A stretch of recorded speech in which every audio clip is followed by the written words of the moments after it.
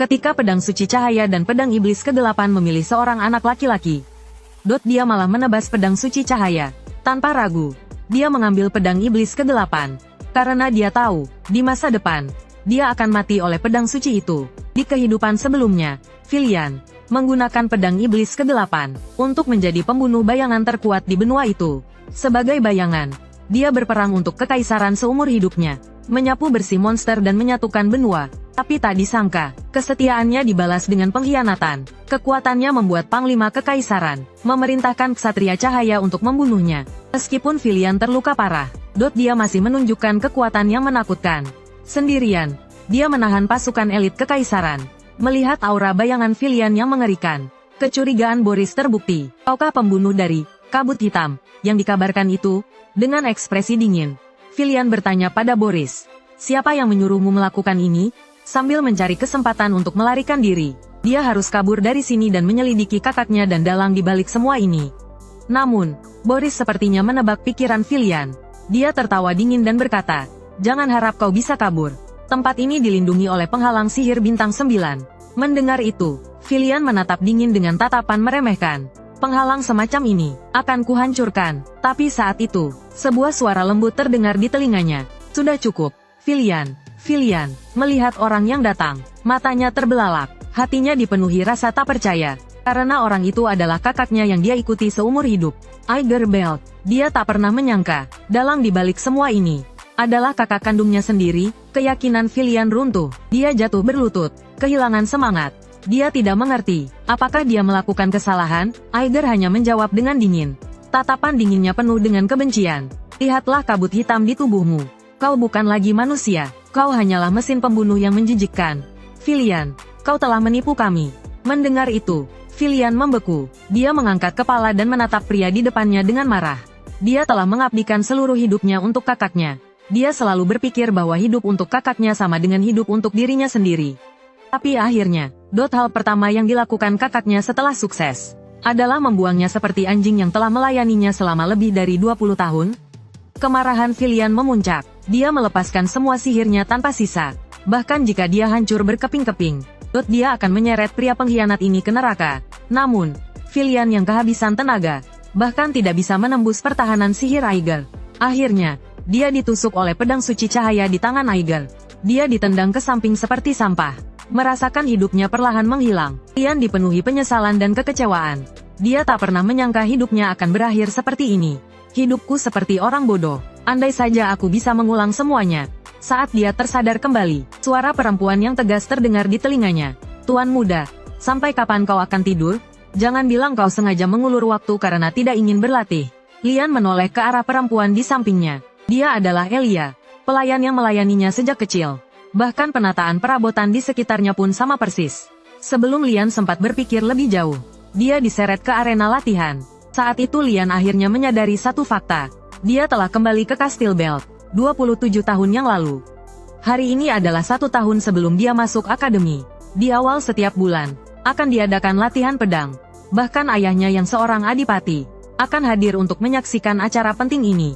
Lawan Lian adalah adik tirinya yang seumuran, Kranz Belt. Ibu Kranz adalah istri sah adipati.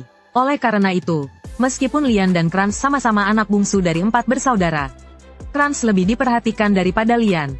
Di kehidupan sebelumnya, setelah hari ini, dia menjadi bahan tertawaan semua orang. Mulai hari ini pula, dia diabaikan oleh ayahnya. Ayahnya memberi isyarat dimulainya latihan. Kranz segera menyerang Lian. Dengan seringai, dia mengayunkan pedangnya ke arah Lian. Namun, Lian hanya memandangnya dengan jijik. Karena di matanya, gerakan Kranz lambat seperti siput. Dengan santai, dia bergerak menghindar. Dan dengan mudah menghindari serangan Kranz. Tapi di mata Kranz, gerakan Lian hanyalah tindakan pengecut. Siapa sangka, sedetik kemudian, pedang Lian menyapu dengan kecepatan kilat, langsung menjatuhkan pedang Kranz. Kemudian, dengan acuh tak acuh, Lian menendang kaki Kranz. Kranz meringis kesakitan, jatuh ke tanah sambil memegangi kakinya dan meraung. Lian menatap Kranz dengan tatapan tajam. Sekarang, dia hanya perlu menempelkan pedangnya di leher Kranz untuk memenangkan latihan ini. Tapi Lian tidak ingin mengakhirinya semudah itu. Di kehidupan sebelumnya, dia terus-menerus disiksa oleh Kranz, bahkan sampai di akademi. Jadi sekarang, dia ingin benar-benar menghancurkan Kranz, agar tidak diganggu lagi. Di kehidupan ini, Dia hanya ingin hidup untuk dirinya sendiri. Maka, dia melanjutkan serangan tanpa ampun. Setelah Lian memenangkan latihan, dia secara mengejutkan dipanggil oleh ayahnya. Bahkan, ksatria khususnya, Yuken, dipanggil untuk menemuinya. Dalam perjalanan, Lian bertemu dengan Ibu Kranz yang sedang menuju ruang medis. Melihat ekspresi wajahnya yang seperti habis makan kotoran, Lian merasa puas. Dia bertanya dengan nada mengejek, "Kranz baik-baik saja?" Margaret menatap Lian dengan penuh kebencian. "Dasar brengsek, kau melukai saudaramu sendiri, lalu berani-beraninya bertanya seperti itu. Kau tidak tahu malu." Lian justru tertawa terbahak-bahak. Dia berkata bahwa latihan memang seperti itu. Tiba-tiba, suara jahat dari belakang membuatnya terdiam. "Anak dari ibu yang kotor memang begini. Dasar anak hina. Seharusnya kau makan dari tanah. Berani-beraninya kau pamer." Mendengar itu, niat membunuh tiba-tiba muncul di mata Lian. Dalam sekejap, dia memikirkan cara untuk membunuhnya. Tapi tiba-tiba dia memikirkan cara yang lebih baik untuk menyiksanya. "Kau tahu aku pergi ke akademi bersama Kranz, kan? Kau tidak khawatir putramu, Loke, akan lulus dengan tubuh yang cacat?" Ancaman Lian membuat Maria menggertakkan giginya. Dia mengangkat tangannya, bersiap untuk memberi pelajaran pada bocah brengsek di depannya. Namun, sebuah tangan menghalangi Lian. Yukens berkata dengan acuh tak acuh, "Yang mulia Duke memanggil Tuan Muda. Kami harus pergi sekarang." Maria terdiam malu. Lian menyeringai jahat. Perintah Duke bersifat mutlak. Sekarang dia dilindungi oleh ksatria yang diperintahkan oleh Duke. Beberapa saat kemudian, Lian tiba di ruang kerja ayahnya. Ini adalah pertemuan pribadi pertama mereka setelah 15 tahun. Duke Williamsbelt adalah panglima tertinggi wilayah barat Kekaisaran Wuxi. Dia juga dikenal sebagai pelindung benua. Dia memiliki sihir yang luar biasa dan keterampilan pedang yang hebat. Dia adalah pahlawan yang telah lama mencegah invasi iblis. Akhirnya, dia gugur dalam perang melawan pasukan Raja Iblis. Dia mengabdikan seluruh hidupnya untuk melayani orang lain. Satu-satunya tujuan hidupnya adalah perdamaian di benua itu. Tapi di mata Lian, dia orang bodoh. Karena ini adalah kehidupan yang dia pilih sendiri. Ayahnya mengomentari pertarungan Lian sebelumnya. Saat Kranz menyerbumu, kau secara akurat memprediksi lintasan pedangnya. "Kapan kau belajar ilmu pedang?" Lian diam-diam kagum. Indra yang tajam. Dia menjawab bahwa dia tidak belajar, tetapi berlatih sendiri setiap malam. Tapi ayahnya bingung. Seingatnya, Lian tidak berbakat dalam ilmu pedang. Dia bahkan tidak tertarik pada ilmu pedang. Mengapa dia menyembunyikan kemampuannya yang luar biasa? Ayahnya berhenti sejenak. "Meskipun kau berhasil menekan Kranz, apakah tindakanmu selanjutnya perlu?" Pertanyaan tajam ayahnya membuat Lian terkejut. Apakah dia menguji batasnya? Setelah berpikir sejenak, Lian menjawab dengan tegas, "Karena aku ingin membuktikan, meskipun kami saudara, aku lebih kuat dari Kranz. Itulah arti sebenarnya dari latihan ini." Mendengar jawaban ini, ayahnya tertawa terbahak-bahak. Dia memujinya dengan mengatakan itu adalah jawaban yang tenang dan menyegarkan. "Aku tak menyangka kau memiliki bakat seperti itu. Aku sangat senang, kau pasti akan menjadi tangan kanan Aiger yang hebat." Begitu kata-kata itu terucap, Lian merasa seperti tersambar petir. Kata-kata ayahnya terus bergema di kepalanya. Menjadi tangan kanannya, ayahnya masih terobsesi dengan Aiger. Tapi Lian saat ini tidak bisa mengubah pikiran ayahnya. Dia hanya bisa mengepalkan tangannya sambil gemetar. Lalu ayahnya mengatakan dia bisa memberinya hadiah. Dia bisa meminta apa saja. Lian menatap tajam. Tatapannya menjadi tegas. "Kalau begitu, aku akan hancurkan tekadmu. Menghancurkan semua yang ingin Aiger lakukan." Lalu, perlahan ia berkata, "Aku ingin ke garis depan." Mendengar keputusan Lian, Elia hampir gila karena terkejut. Ia merasa Tuan Muda sudah benar-benar kehilangan akal sehatnya. Tuan Muda tidak tahu seperti apa tempat itu. Di sana banyak monster buas yang mengerikan. Satu-satunya tempat di benua ini yang bisa disebut garis depan adalah wilayah barat Kekaisaran Velias. Garis depan terjauhnya adalah lembah Laemia. Tempat itu merupakan medan perang melawan iblis selama ratusan tahun. Ayahnya tidak langsung menyetujui permintaan Lian. Ia ingin dalam 1 bulan memastikan apakah Lian memiliki kualifikasi. Meskipun Lian belum tahu apa yang dimaksud ayah dengan kualifikasi, saat ini ia harus melatih kekuatan ototnya semaksimal mungkin dalam waktu yang ditentukan. Sekarang, kekuatan ototnya sangat lemah. Untungnya, naluri bertarungnya masih ada setelah ia kembali, dan ia bisa merasakan sedikit kekuatan sihir di dalam tubuhnya. Jika ia melatih tubuhnya dengan baik, ia dapat memaksimalkan potensi tubuhnya. Jadi, melatih tubuh menjadi prioritas utamanya sekarang. Namun saat itu, pintu kamarnya tiba-tiba terbuka. Sesosok menerobos masuk sambil meneriakkan namanya. Ia menatap Lian dengan penuh amarah. Dan itu adalah kakaknya, Lilith Belt. Ia langsung menarik kerah baju Lian dan menggoncangkannya seperti mainan. Ia membentak, bertanya apakah Lian sudah gila, berani-beraninya meminta izin ke ayah untuk pergi ke garis depan. Lalu, ia melemparkan Lian yang pusing ke lantai. Kau pikir kau hebat setelah mengalahkan Kranz? Bangun dan ikut aku ke atap. Beberapa saat kemudian, keduanya berhadapan di atap. Lilith berkata pada Lian, jika kau bisa bertahan dari seranganku selama 3 menit, aku akan mengizinkanmu pergi ke garis depan. Mendengar itu, Lian menunjukkan ekspresi pasrah. Ia bertanya pada Lilith, apa kau benar-benar harus melakukan ini?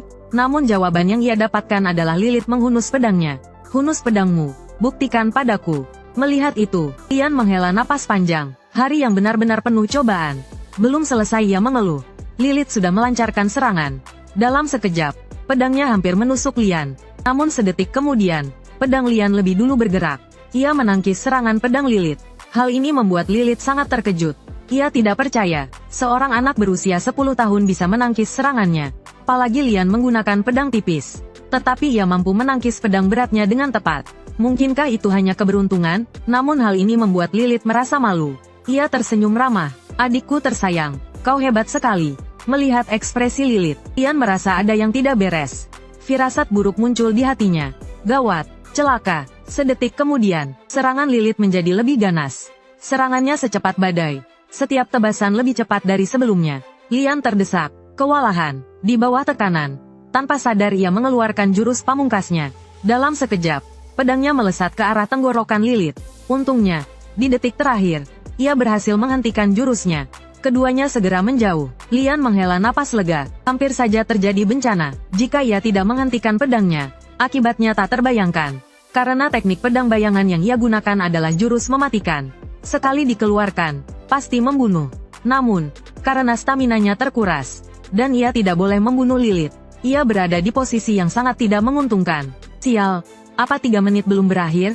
Meskipun perbedaan kekuatan fisik bisa diatasi dengan memasukkan sihir ke pedangnya, tubuhnya sudah mencapai batasnya. Namun, Lilith di seberangnya mulai merapalkan mantra.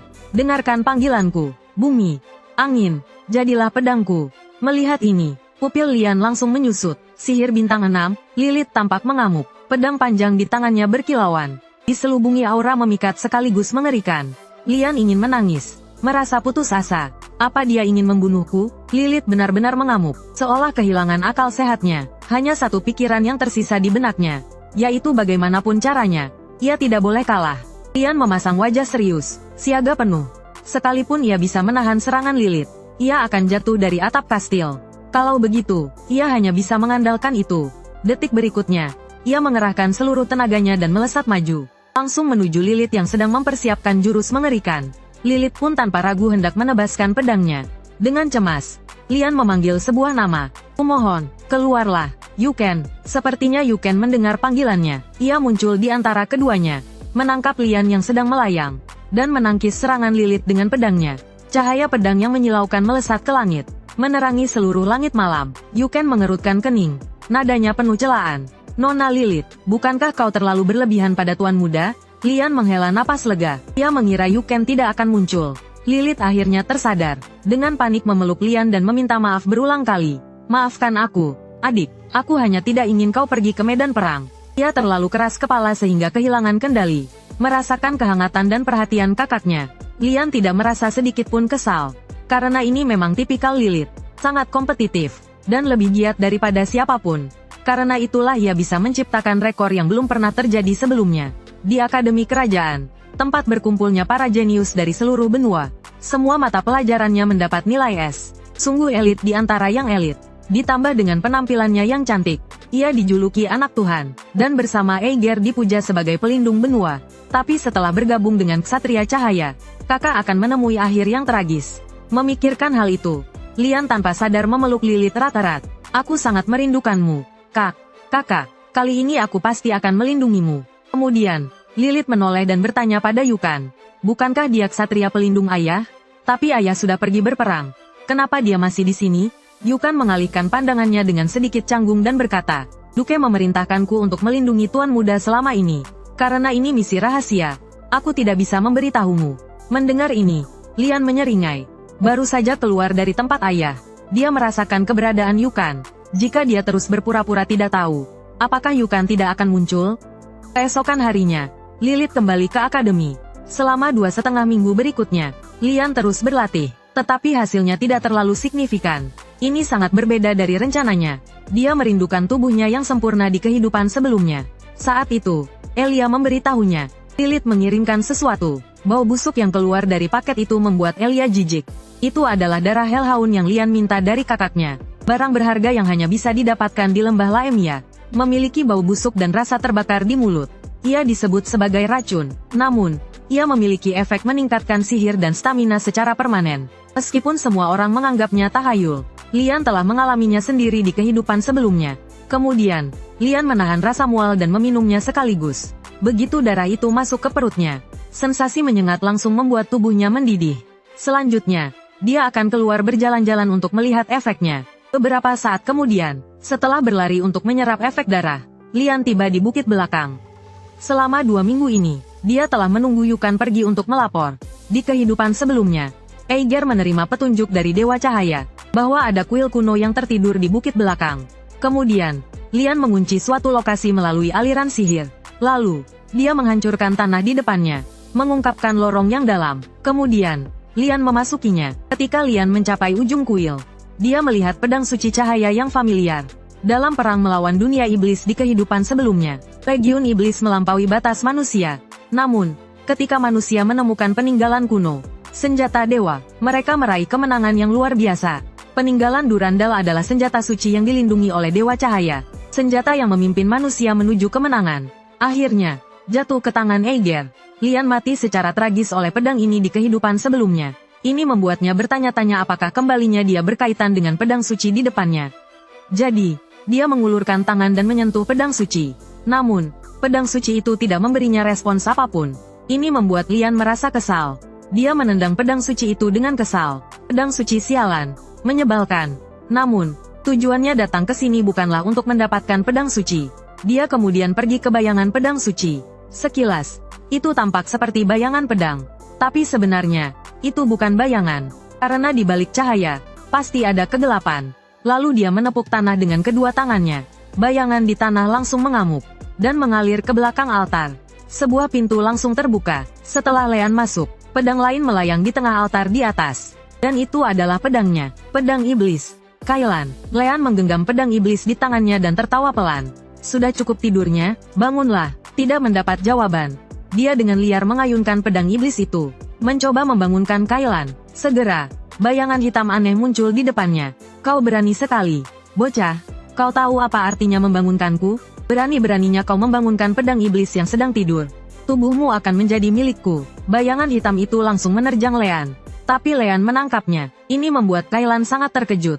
Kenapa kau bisa menyentuhku? Lian menyeringai kejam. Ku bilang kau milikku. Lian, yang memegang pedang iblis, dipenuhi dengan aura iblis yang mengerikan. Kailan tampak bingung. Kenapa kau memiliki aura air? Apa kau pewarisnya? Lian menyeringai menyeramkan dan mengiyakan. Benar, tuanmu telah kembali. Berlututlah. Namun, Kailan tetap tidak mengakuinya, dan langsung menyerang Lian. Pembangkangan Kailan membuat Lian frustrasi.